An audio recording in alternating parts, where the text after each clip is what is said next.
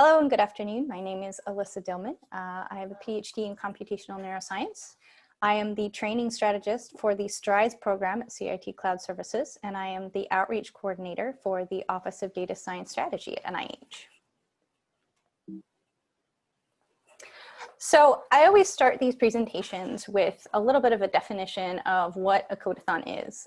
We tend to run them a little bit differently, and also we're using a little bit of a different terminology for our events than most people.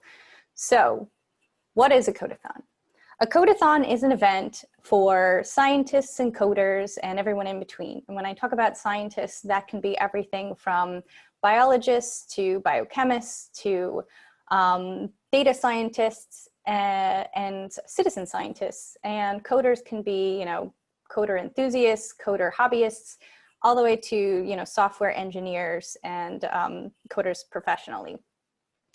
And the what of a codeathon is that the whole kind of point of this event is to build tools and answer meaningful questions for the biomedical community. And the why is that they can share expertise and collaborate. Now, I tend to think of running these events as sort of this triangle diagram because there's three key components to every codeathon. There's this idea of collaboration. So oftentimes you're working with people that are outside your normal sphere. You're working with people outside your normal subject matter expertise and backgrounds. There's also the creation component, which is the what. So, oftentimes it's specifically about, building a tool, building software, building a tutorial or some sort of creation. And then the final component is education. So oftentimes this is peer-to-peer. As I mentioned, you're collaborating with people outside your normal subject matter. So you learn a lot from the people you're working with. But scattered throughout the event, there's often little demonstrations, hands-on tutorials, and other little training components of that nature. Now, the thing that I love the most about codeathons is because they sort of have these three components, they can be really, really flexible because you can weight more or less toward any particular component. So if you have a completely new tool, and not a lot of people are using it and you want to run a codeathon on it, you're going to weight really heavily for education. If you have a data set that's been around for a while and you want to kind of spark some new creativity, you're going to really weight toward the creation component. And if it's really about getting information or data or skills to new target audiences that you've never interacted before, you can really weight that on the collaboration side of things. So that's kind of the whole reason why codeathons are really very useful, because you can weight them and spin them and emphasize certain components. And so they can kind of fit a lot of different situations and scenarios. So at the heart of what really makes a codeathon useful for both the participants and whoever's hosting is this idea that it's really focused around crowdsourcing, which is under the umbrella of sort of the citizen scientist term. So at the end of the day, we use crowdsourcing in two major ways. So the project pitches themselves come from this crowdsourcing component. So for instance, if it's about a specific topic, or it's about a specific tool, or it's about a specific data set, at the end of the day, we pitch that back to community and ask, what are your ideas about using this tool? Or what are your new ways of thinking about this problem? And so they're the ones that come to us with the project pitches. The second way that we're using crowdsource is that participation. So at the end of the day, all of our codeathons are completely open to the entire public. So all of this participation is coming from all over the community, not just within NIH, but also within the surrounding communities. And the whole sort of team building aspect and getting people from different backgrounds and different expertise to come together really sort of also ignites this crowdsourcing. And the reason why we really tap into this crowdsourcing technique is we learn a lot from it in the process. So we learn a lot more about our user base and what they know, what they don't know, where they get stuck. Obviously, we get novel software out of this. We get to do a lot with data promotion. So we've got, the ears of a lot of really smart people that are really engaged, and we can tell them about, new things coming down the pike as well. And you really get this community engagement, community buy-in, community think. So the community engagement component, I'm going to specifically talk about in a little more detail. So when we run them at NIH, we get participation from a lot of the different institutes at NIH. And I've scaled these based on their relative participation. Now that can be just that they send people from their institution, or that we specifically partner with them on a specific data set or question. But we also expand that out into, not just the NIH community, but the larger community. So we often go to different institutes and universities, and we help them set up codeathons, and we help them to build and use crowdsourcing for these events. And we also partner with conferences. So in just 2 weeks, we'll be at Cold Spring, well, virtually at Cold Spring Harbor to run a codeathon after their biological data science conference. And we also do one pretty frequently at BioIT World. So this community engagement is really about trying to encompass, all of the different aspects, different subject matter expertise, different communities, and learning as much as possible and building things that really take into account all of these unique expertise. So we're also focused on community engagement, and we're really interested in underrepresentation and making sure that our events are as diverse as possible. So one event that I like to highlight is the Women-Led Codeathon. And this was one of those events where if we're talking about sort of the triangle of codeathons, we were really weighting heavily towards the collaboration. So, we spent about a year engaging in a lot of different women's coding and science groups. So here I just highlighted a couple that are in the local area. Some of these are local, so DC Femtech is local, and some of these are much more international, so like R and Pi Ladies and Women Who Code. And we engaged all of these different communities. And at the end of the day, we ended up with 46 scientists and coders participating in this event, and they created 8 new software tools. They worked on manuscripts, posters, and we actually continue to interact with this group in a multitude of different ways. And if you're interested, you can actually read more on the article that was written there.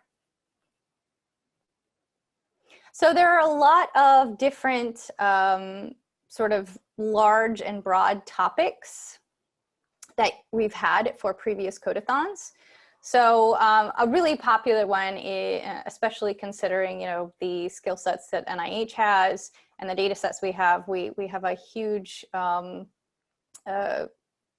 category of omics analysis. So that's next generation sequencing, proteomics, metabolomics, and we've had projects or entire codeathons specifically focused on these topics. We have things like text mining, and that includes a lot of questions and tools around dealing with metadata, publication data, mining publication data, clinical data, and trying to connect different types of bioassays. We also have a huge training component. So as I mentioned to you, there's a heavy educational component of these events. And that's not just about peer-to-peer learning and about demos and workshops, but that's also about what's created at the codeathon itself. So there are usually teams and sometimes whole codeathons that focus on specifically lowering the barrier of entry in data science and bioinformatics by making really straightforward, easy to use tutorials, by using things like containers, workflows and toolkits, Jupyter notebooks and R notebooks, and all of these sort of knowledge collecting and putting everything in one place aspects that build good tutorials. We also have had projects on imaging analysis, and that includes both microscopy and clinical imaging like fMRI and things of that nature, x-rays.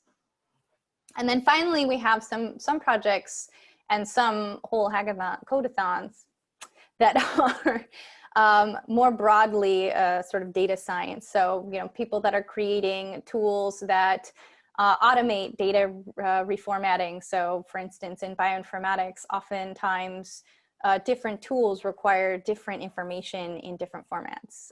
So you have the same piece of information, but it now has to be reformatted in a whole bunch of different ways for different tools, because there's not a lot of agreement on these formats. So rather than having to go in by hand and reformat the same piece of data over and over again, you know, we create tools that do some of these things in an automated fashion. Same goes with data parsing. And a lot of focus lately is also on visualization. So it's not even necessarily about asking, you know, a scientific question, but more, here is this data, here is this tool set. Now let's, you know, help shape how to make straightforward visualizations, or make visualizations automated, or make the sharing of that automated. So as you can see, we really have a lot of different topics and subject matter that we've spanned.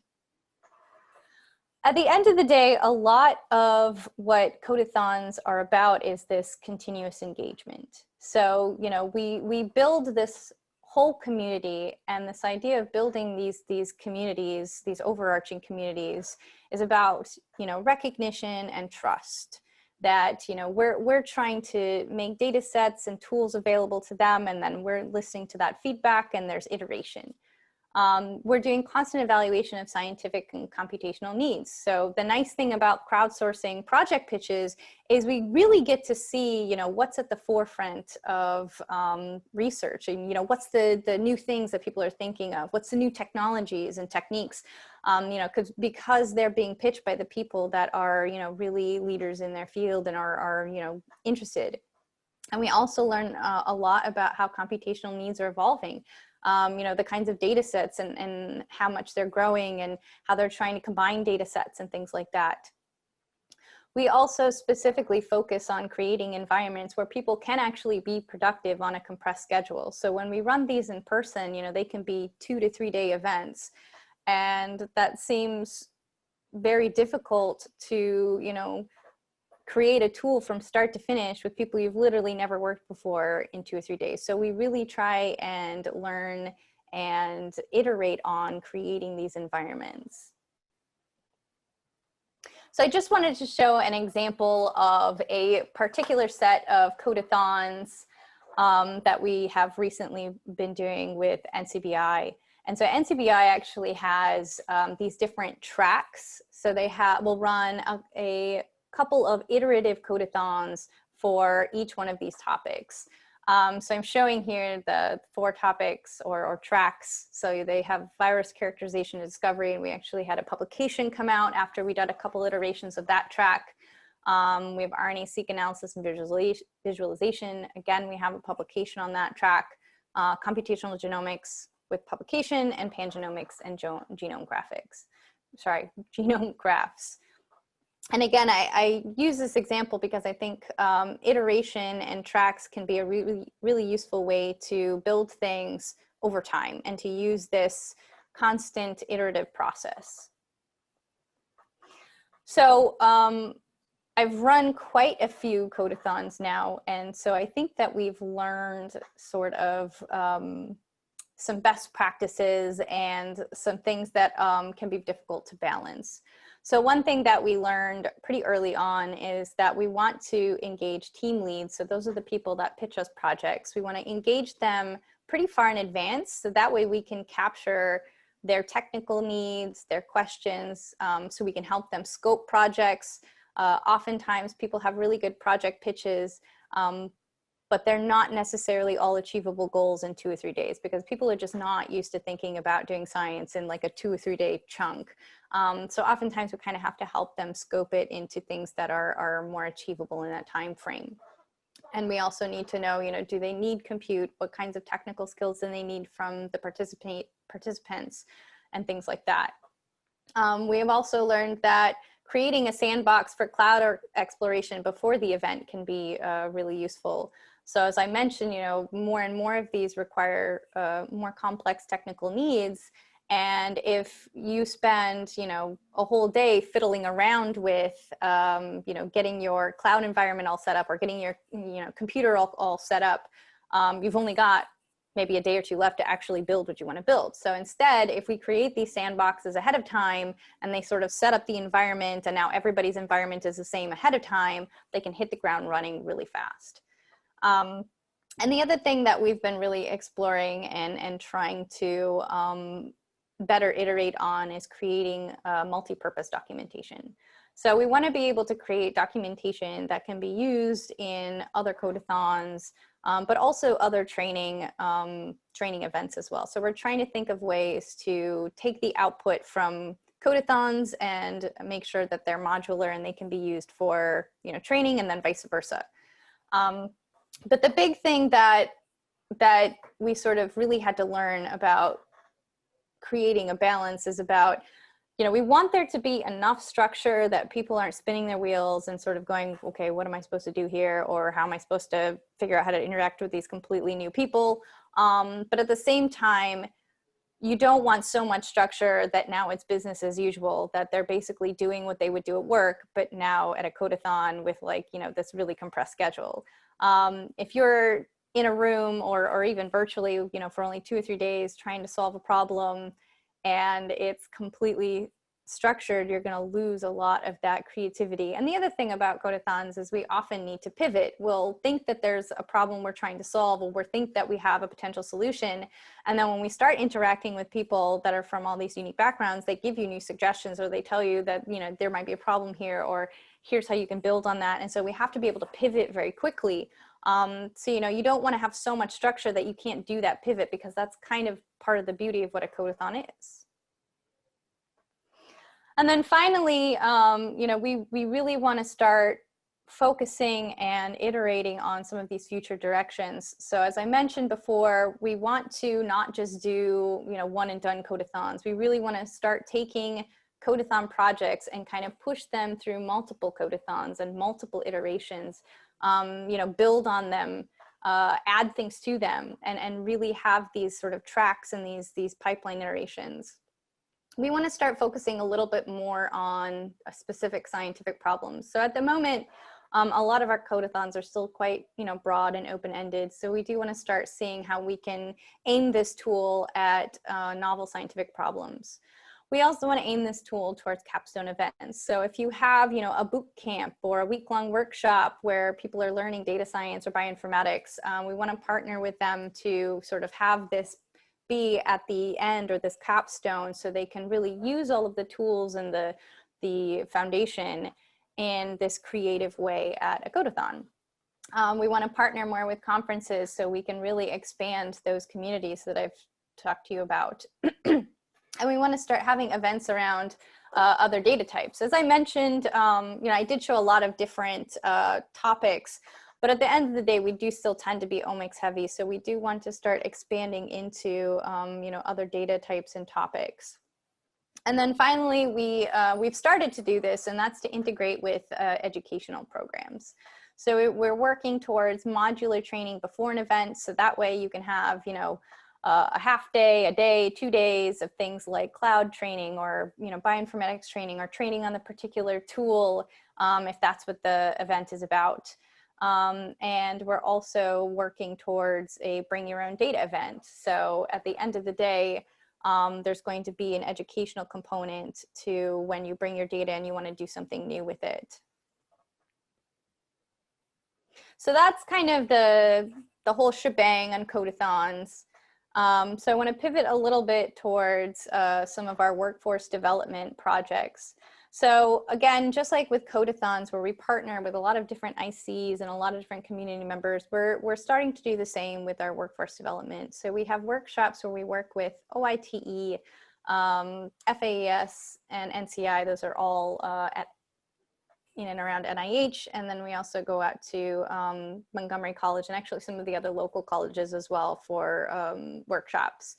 And we also have more larger overarching training initiatives. So for instance, we participate in the NIH Data Science Training Coordinating Group, which is a group that has data science trainers from a whole bunch of different NIH institutes. And we discuss sort of, you know, what we're teaching, when we're teaching it, how we can collaborate, how we can not reinvent the wheel in the things that we're training. And then more broadly, we're part of the Life Science Training Trainer Steering Committee. So that's a larger community-based effort.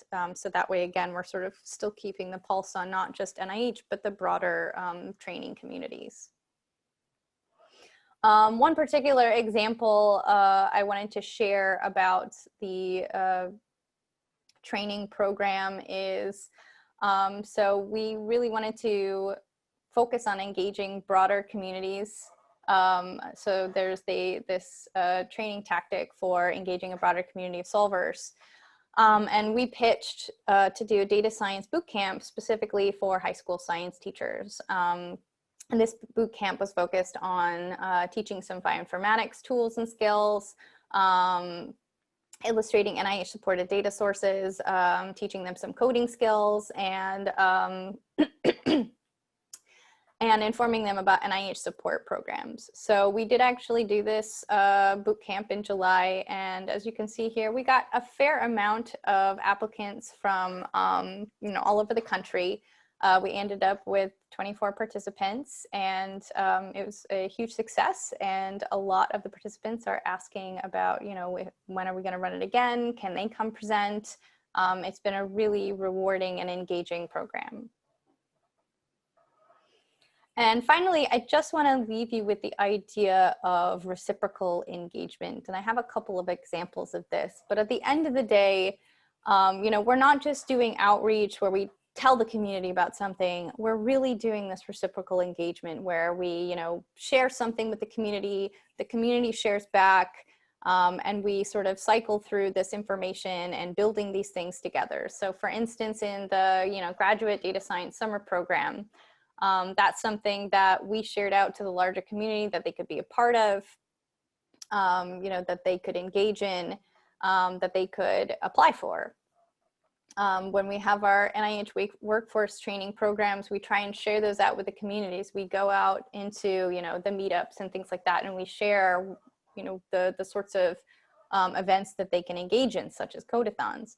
And in the inverse, we also have, programs like Girls Who Code, who come to us and tell us about communities and, tell us about events and ask us if, we want to engage and we want to be speakers and things like that. And then the same is true for an example for MIT Hacking Medicine. So they run hackathons, and they've had us participate, and they've asked our community at NIH to participate, and mentorship, in general participation, in judging and things like that. So there really is this back and forth sharing of expertise, of events, of this community building. And as I said, there's a lot of mentorship that we end up sharing back and forth, a lot of, and then a lot of event sharing, and that coordination where we try and do events, side by side, synergistically, or at least not running over each other. So that's sort of the very broad picture of data science codeathons and a couple of examples of workforce development. I have a couple of links here at the bottom for the codeathons and what's upcoming there, and the workforce development. And if you have any questions about any of this, you can feel free to email us at dsoutreach. All right.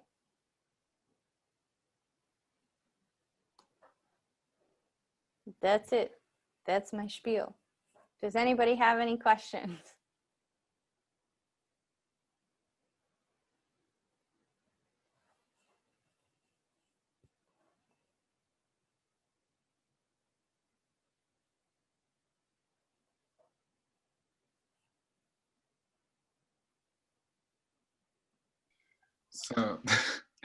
So, actually,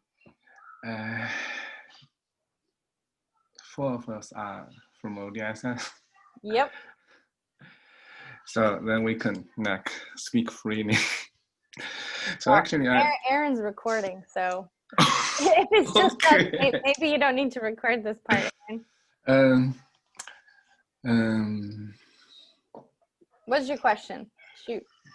So actually, my question is: so since I was writing program in most of my past time, so in my opinion, it's hard to beginners to suddenly begin to write code to resolve a real scientific problem.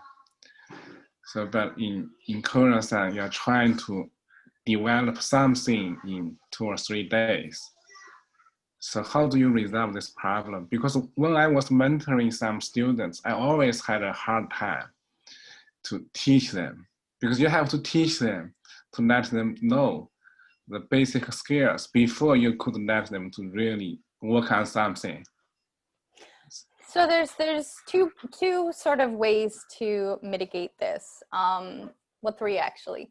So the first is, you know, when you're picking projects for the event, I try to pick projects that are on the spectrum of, you know, really advanced, require a lot of computational heavy skills, versus those that are really nice intro or beginner level projects, you know, things where they're sort of exploring software that's already been built, but they are, you know, adding something on, or exploring software that's already been built, but it's more about, you know, feeding through different data types than it was originally built for. So these things can be a little bit more straightforward.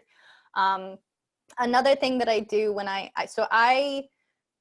lot of codeathons and hackathons, people sort of self-select their teams, versus in our codeathons, I build the teams. And so when I build the teams, I try and balance out different expertise levels. So I'm not throwing all of the experts on one team and all of the beginners on another team. I try and take every team and have a balance of beginner, intermediate, expert, you know, and a balance of people who participated in codeathons before, both versus those who haven't, and things like that. So that also helps them to learn with each other. And then finally, if the whole community you're trying to engage as a whole doesn't have a lot of computational or you know, coding skills, what we've done is we've had you know, a day or 2 days before the codeathon just be focused on training. So, you know, basic use of containers, notebooks, cloud computing, and things like that. So that can get everybody sort of up to speed, so they can go ahead and do coding at the actual event. Hopefully that answers your question a little bit. Yeah, it is helpful, but yeah, it's good answer. But in my experience, coding is not easy, not easy. I think, honestly, I think that's a misconception. So I think a lot of people think that coding is this really complicated thing and only a handful of people can do it. But I mean, for instance, last summer, I worked with the High Step program at NIH. So that's the high school program. They come here for the summer and they get to work in a research lab. And, you know, I taught high school students to code in R in like 4 hours. I'm not saying they are our experts by any means, but a lot of them came up to me afterwards and said, you know, I really didn't think that I could code, that I would like coding. I didn't think that this was for me. And now I'm really excited about it. And I'm going to see if I can take more classes on it. So, and, you know, and these were high school students. So I do think that coding is a skill set that is teachable if you use the right tools and you approach it in a thoughtful way. Yes, you are such a good teacher. Okay, so I had like some very bad experience. Like sometimes you have a bug, your program is not running as you expected. You have to be stuck there. Sometimes the worst scenario, you have to be stuck there for days to resolve one bug. And I will say, I don't know that everyone agrees with me, to be fair. This is my own personal opinion, but I feel like in a lot of ways, coding in and of itself isn't the complicated part. I think data science and coding, or at least the basics of data science and coding, is actually easier and more straightforward than bioinformatics. Because what you're talking about, like if you're trying to deal with a tool, if you're trying to compile it and it keeps breaking and things like that, like that's a bioinformatics, you know, commonplace issue. And that does require a lot more skill sets. So like, I don't usually throw them into the deep end to deal with, you know, a bioinformatics tool they have to compile right off the bat. I sort of start them in, for instance, in Galaxy, right? So in Galaxy, you have all of the same bioinformatics tools that a bioinformatician would use on the command line, you know, using C++ and things like that, except for in Galaxy, it's this really nice point and click GUI, right? So they get to start asking scientific questions immediately, and they're still using the same tools, but they're not having to deal with this building and coding and things like that. So oftentimes when I'm teaching bioinformatics, I start out with that so we can focus on the question first. And then when they get a familiarity with the tools, the options, the how you put the tools together into pipelines and things like that, then we'll slowly backtrack and then talk about how, you know, you do these things on a more command line based approach. Yeah, okay, thank you.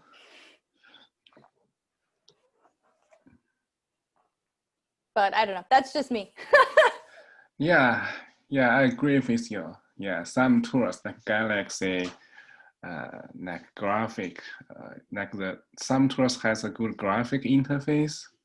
Yeah, that's good too for training, teach like high school students. Yeah. Yeah, and like I said, I like that Galaxy is using tools that like we are legitimately using in research. So the nice thing about using Galaxy is if I teach them in Galaxy and then later they do want to code, I don't have to teach them completely different tools. Like it's still the same tools. I'm just now using them on command line versus in this nice interactive GUI. So I like trying to teach them things that start off, you know, pretty straightforward, that start off with a really nice bang, you know, like for instance, if you're doing coding, the nicest way to start is with, you know, making a graph right out of the box, right? Really pleasing, visual, you get this instant gratification, and then kind of work your way to the more complicated things as you go. So what is the most popular tool you are using in Codeathon? Like, I mean, program language. R and Python are the most common languages because most of our, like I said, we still are pretty omics centric, and a lot of the omics tools at the end of the day when you're doing the final, well, some of them, the whole pipeline is in like, you know, Python or R, but at least for the analysis and visualization, you know, it's going to be Python or R for the most part. But there are tools in bioinformatics that are C++, you know, Java. So some of those programs and projects are there, but definitely Python and then R are the most common used languages. Yeah.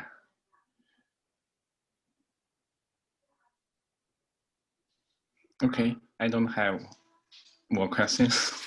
Those are good questions though. Thank you for coming. I appreciate it. Otherwise I would have been giving a presentation to myself. Yeah, I try to understand what people are doing in the office. So I did a little bit of research when I joined the office. Yeah, I was thinking, oh, teaching people coding in 2 days. How could you do that? Yeah. It takes some doing. And actually the nice thing about things being virtual is it does mean that we don't have to be quite so frantic about the time frame as well, right? Like part of the reason why Codeathons are sort of these very short periods of time is because, you know, the whole point is that we're getting all of these different communities and people from, you know, all over the place together. But that means like, you know, they can't be there for very long because they're coming from all over the country. So we really need them to sort of do something quickly.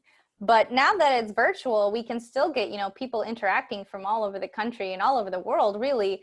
But we don't have this as pressing of a need to, you know, do something in 2 or 3 days. So we've been exploring more, you know, week or 2 week or even month-long events where, you know, they sort of donate 2 or 3 hours out of the day or even out of the week towards a Codeathon project. So, you know, those can be also lower barriers of entry for people that are really new to the coding and bioinformatics and data science realms.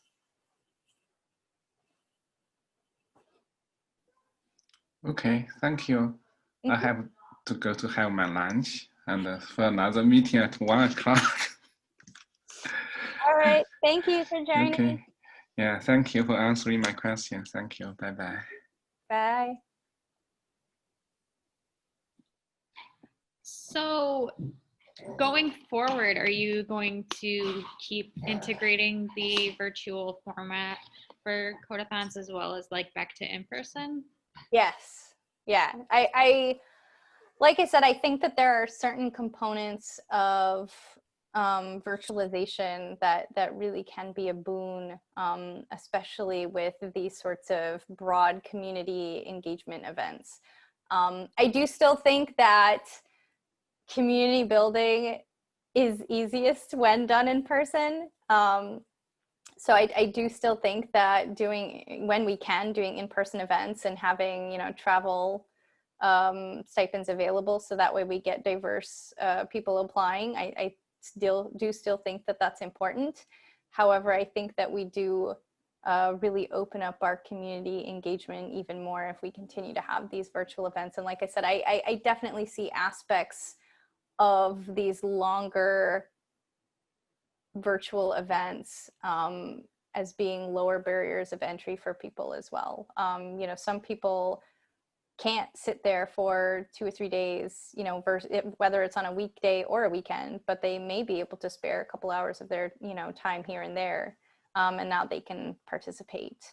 So I do think there still is a place for doing these virtual. And to be fair, even before COVID, we did run a couple of virtual codeathons, specifically because, so for the viral codeathon, you know, there were a lot of expertise from all over the world, and we couldn't really continue to keep bringing them back together to iterate on these projects.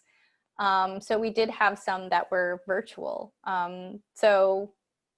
So yeah, to be fair, we had been doing them even before, and so we'll continue to do them. I think we may do a little more of them than we were originally doing, but yeah. So what levels of expertise would you expect out of people applying for Codeathons? Like, would you like to see more like university level and community college level students, or all the way up to like experts, or do you have an expectation? So we actually do get a decent balance here. I have, whoops, oh my goodness. I have like a graph I can show you about participation. Except for it's tiny. Okay, let me make it a little bit bigger. All right, let me share my screen. Can you see the pie chart? Yes, I can. Okay, cool. So we actually do get a fairly decent range of people that participate in these things. So we get everybody from, you know, bachelor's degree to people that are, you know, all the way through like postdoc level, right? So they're or beyond. So we do have a really decent breakdown of participation. At least, like I said, at the bachelor's degree all the way through postdoc, and people who have, you know, finished their education are now in a I don't know if lifetime career is the appropriate term there, but I do think that we do not get a lot of community college engagement, and we do tend to go more toward the research dominant universities when we've partnered to do codeathons, and that's one thing that we've really focused on a lot more for this next year, is partnering with community colleges, HBCUs, tribal colleges, to see, you know, when and where codeathons versus training is appropriate, needed, wanted, that sort of thing. So we are trying to turn our focus a little bit more toward people and groups and institutions that NIH doesn't engage with as much. Is that something that you get good interest in from those groups and colleges and stuff? Like when you reach out, are they pretty interested in having you come and run these there? Yes, so far they have. I will say I've noticed a little bit more requests for training components added onto codeathons when I've been reaching out to, you know, not the top 10 schools. But that's also partially because of the top 10 schools, they often offer their own training ahead of time. But Are you generally open to giving some of those training before something like this? Yep. So for the last two that we ran, we did offer training like the day before or the 2 days before the Codeathon.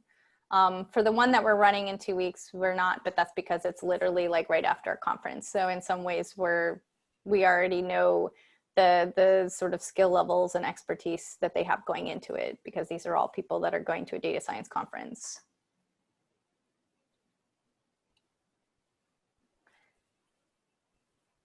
But yeah, I think going to more diverse conferences and going to more diverse institutions, I think we'll learn a lot more about the kinds of topics, and we'll expand the kinds of training that we offer. I think it's interesting because things like that will bring projects from different communities and kind of keeping that data of what's going on in the country and what's actually happening in smaller communities. That's just something I would be interested in. Yeah, I mean, and I would definitely say that part of the reason why we are so omics heavy is because, you know, when we're pitching these, like, especially within, like, for instance, NIH, you know, omics, generating next generation sequencing data is still expensive. You know, we laud that it went from, like, you know, 10 grand for a sample to, like, now it's like, you know, a couple $100, but that's still a lot of money for a lot of institutions. And so I think that we will get a lot more expansion in projects and data types. And I think we're going to get a lot more creative with, you know, project topics when we expand that out. And then do you like welcome topics from pretty much anybody at those levels as well, just whatever topic, if they have a project that fits within the scope? Yep. I mean, I have no prerequisites for people pitching projects. You know, it's open to everybody and anybody, and as long as the project seems feasible and I, you know, think that it can be scopable to a short-term team event, then it moves forward. How, in a like a Cliff Notes, I guess, version, how do you determine that scalability? Is that something that you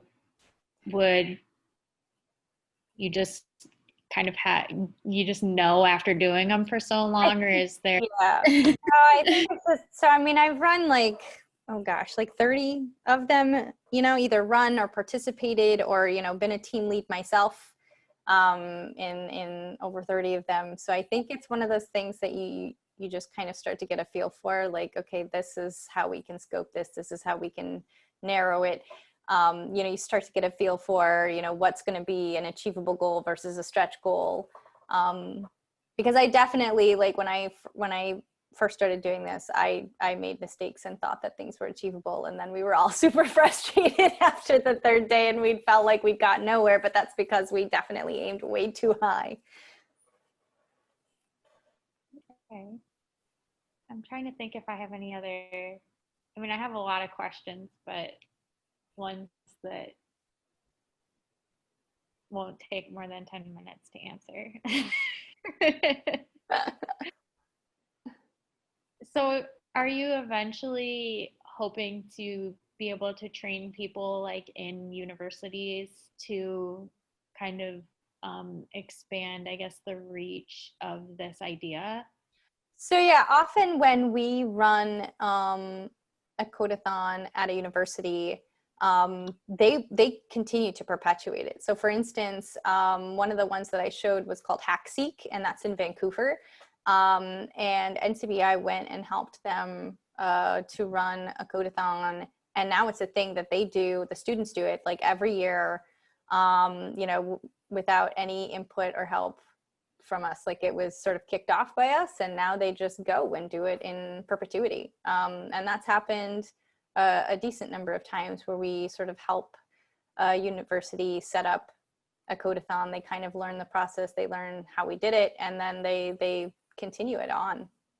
You know, they might check in with us, ask us if, you know, for consultation, or, you know, ask us if we want to be a mentor the next time around or whatever. But oftentimes, you know, we hear about like 2-3 years later when somebody else might be like, oh, I was just participating in that. We'll be like, oh, that's awesome that they've continued to perpetuate it. Do you have a mechanism for obtaining feedback from participants? So we do have a survey that we give to the participants right after the event. And so they are, most of them are open-ended questions about, you know, what they enjoyed, what they didn't enjoy, what went well, what didn't go so well. And we take that feedback and we try to iterate on how we run our events. I mean, some of the feedback we get is things that are a little more difficult to deal with. You know, like the whole complaining about coffee because we can't actually provide them coffee at NIH. But there are definitely, you know, for instance, I ran a Codeathon in a particular building on campus and people had a lot of complaints or frustrations about it. So the next time I ran it in that same building, I made sure that I booked a lot more rooms and they had a lot more space, or I try and book other places if they have frustrations. You know, a lot of the feedback we have on you know, having to spend so much time to build their environments is the reason why we've been building out sandboxes so we can hand them off ahead of time so they can build those things. So we do try and iterate on these events. They're not stagnant and we don't just kind of run them the same way every time. We really try and take that feedback and integrate it into the next time that we run one. You have a lot of people who want to like return or submit extra, like more projects repeatedly and stuff like that. Does that happen pretty often? Yeah, that definitely, there are definitely perpetual Codeathoners. There are people that just really, really like these things and they participate every time. There are also certain people that we sort of observe that are completionists. So, you know, they will continue on the project even after the Codeathon is done, and they will, you know, be very oh gosh, not self-continuating, but self-perpetuating, and they'll, you know, keep engaging their teammates and they'll really push things forward. So we've definitely observed that. And I've tried to sort of take notes on, you know, what was it about? Was it the team? Was it the project subject matter? Was it the team member? Like, is it a particular set of skills or personality traits that sort of continues this drive after? Or so I've sort of been collecting information, but I wouldn't say that I have enough yet to say with any sort of certainty, like, yes, I can predict like which things will, you know, perpetuate and be iterated on, or which, you know, team members or which things are like the secret sauce just yet.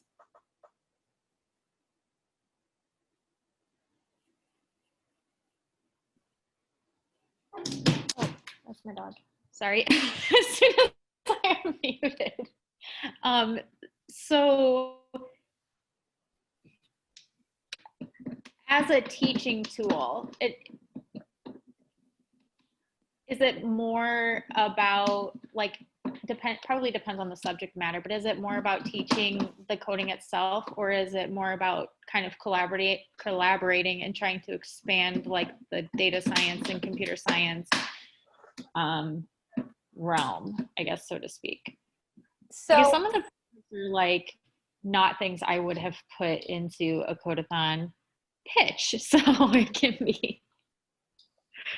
There's people out there that are smarter than me, but everyone's smarter than me, man.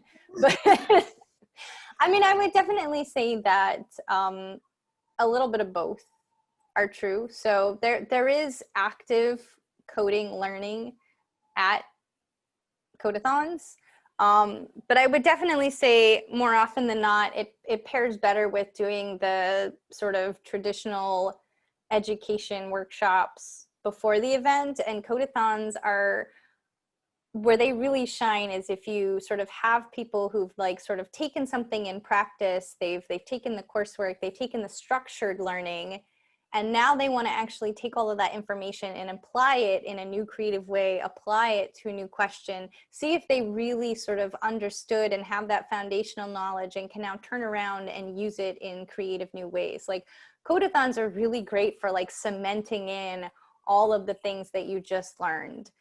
Because at the end of the day, when you're taking a coding class or you're taking a bioinformatics class, like they give you sort of the step-by-step, they tell you exactly what to do. They, you know, give you the boundaries, they give you the structure. And that's great. And that helps you learn that foundation. But at the end of the day, that's only useful if you can then turn around and apply it. And it's great if you like literally learned all of this and then can immediately turn around and apply it. So like that's kind of, I think, where Codeathons really shine, is you can now take all of that and learn how to apply it. And you'll be surrounded by people who you know, already kind of have that that skill set. They've already been applying it, so they'll kind of help show you the way too. But that's just my 2 cents. No, that's great. I wonder what, I mean, specifically for diverse audiences and areas that don't maybe have as much computer science and data science,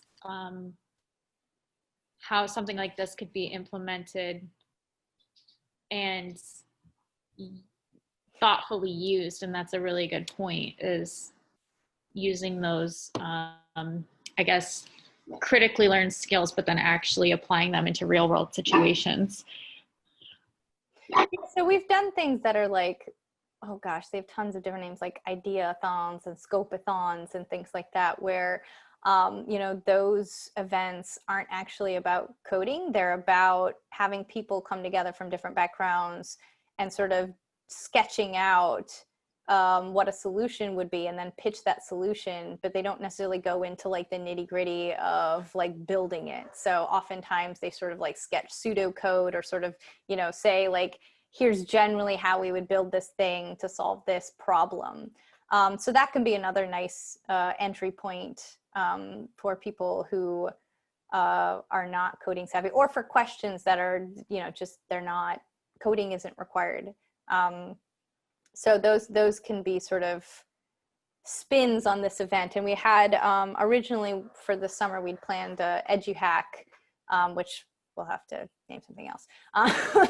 But like the idea about that was to use the same Codeathon model, but instead of building bioinformatics pipelines, they were actually building training content. And it didn't even have to be about coding. It would be training a content about any biological question. But the same sort of idea was there about, you know, getting biologists and data science and computer scientists and chemists and getting them kind of together and having them build curriculum that was a little more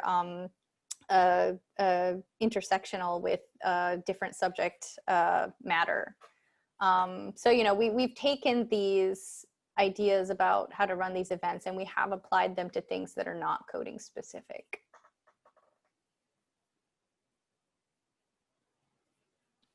Yeah, I had never really thought about how the model itself could be used outside of just computational and computer science problems, but that's actually an excellent idea.